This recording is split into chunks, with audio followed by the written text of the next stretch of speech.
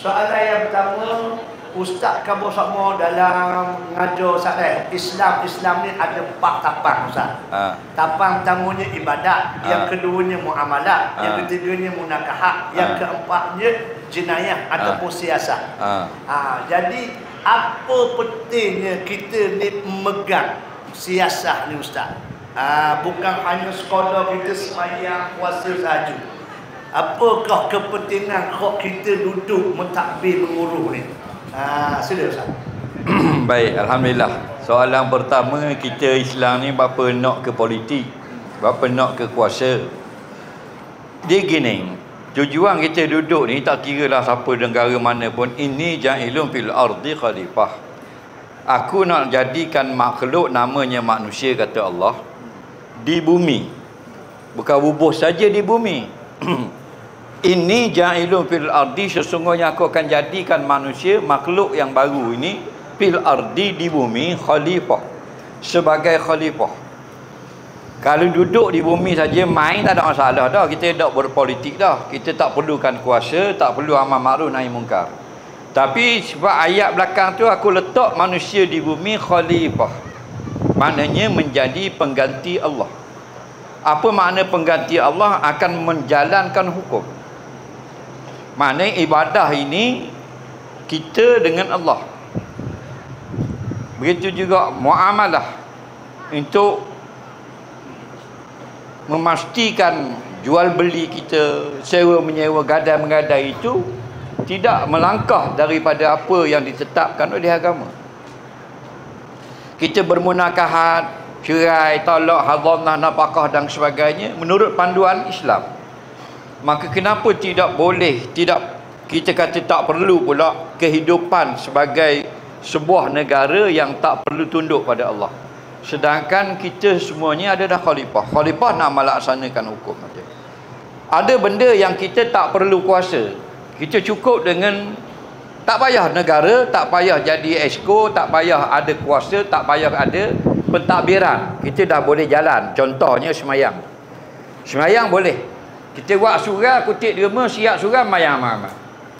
Masuk bulan Ramadan, kita duduk negara kafir, duduk di Lithuania, duduk di Belarus, duduk di Latvia, negara orang kafir, negara sekular, negara apa benda yang tidak Islam, kita boleh puasa. Tapi ada benda yang kita tak boleh buat, melainkan kita ada negara. Kerana itulah Rasulullah SAW berhijrah daripada Mekah ke Madinah, membina negara yang pertama, Madinah Al-Munawwarah. Bukan saja nak solat. Kalau nak solat, Mekah boleh solat. Bukan sekadar nak puasa, sekali nak menjadi khalifah Allah di atas muka bumi. Sebagai contoh, yang contoh Nabi tunjuk negara Islam pertama ni pakai sampai kiamat. Kenapa sahabat-sahabat ni menjadi manusia yang paling hebat? Kita tak jadi.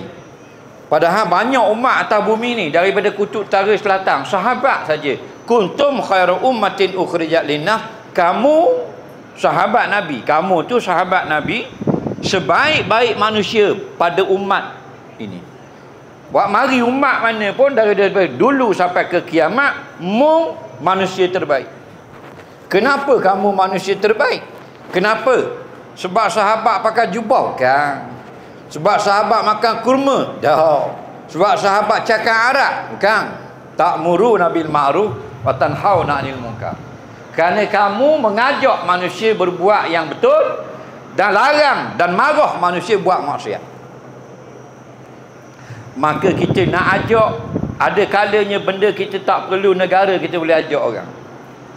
Tapi ada kalanya kita nak kuasa baru boleh ajak orang. Kalau kita nak ajak orang dalam televisyen, dalam radio dan sebagainya kepada perkara-perkara wajib seperti ini, kalau orang benar-benar lah, kalau orang tak benar, belepeng lah kita. Tapi kalau kita menjadi pemerintah, kita menjadi mentadbir, TV kita boleh mengajak kepada makruf, radio kita boleh mengajak kepada makruf. Nak cegah kemungkaran. Kalau budak 2 orang judi dalam kampung, tak payah kita masuk politik untuk dapatkan kuasa nak larang orang judi 2 orang dalam kampung. Cukup Tok Imam, Tok Bilal, Tok Siok, JKK 4 orang. Pergi kerja lari biar. Betul tak? 3 orang duduk main dah teruk, duduk taruh, duduk judi dalam rak. Tak perlu kita ada negara nak berhenti. Cukup dengan 3 orang, 4 orang masjid pergi marah, dia berhenti. Tapi kalau ini kita nak tutup kedai judi, Tok Siok, Tok Bilal, Pak Utis sejik lagi tak jadi apa. Panggil seluruh imam, seluruh bila Malaysia, kita pergi ngatik depan kasino, itu tutup kasino. Tak tutup. Malaikat kita menjadi orang yang berkuasa. Orang sebelah rumah kita buat balik, orang puang berkhaluat dalam rumah, kita pergi marah tak dia apa. Dia kata aku nak cara hamu, jangan cara aku. Balik awal kita. Tapi kalau jabat agama tak salah masuk, berhenti bank depan rumah, itu mau lari dah. Nampak? Kenapa? Kerana jabat agama itu diberi kuasa. Lepas tu pentingnya kuasa kepada umat Islam untuk bernegara. Bukan sekadar hidup nak semayang, ibadat khususiah untuk sekadar nak bayar zakat. Tapi juga kita nak satu lagi, bukan ta'muruna bil ma'ruf saja, wa tanhauna 'anil munkar. Dengan ada kuasa sebagai negara, sebagai kuasa dengan sebagai kerajaan, kita boleh tutup kedai judi.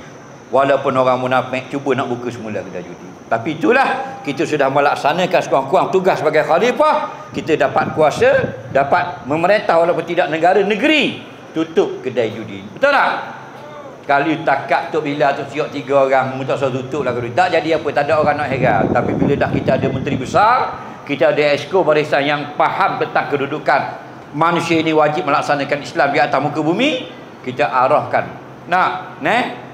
Ketah dengan sain, dengan tanda tangan, dengan kuasa yang kita ada untuk hentikan perjudian di dalam negeri yang sekadar mana yang kita mampu. La yadraku kullu. Kita tak mampu nak ubah sebuah negara, kita cuba ubah sebuah negeri yang kecil.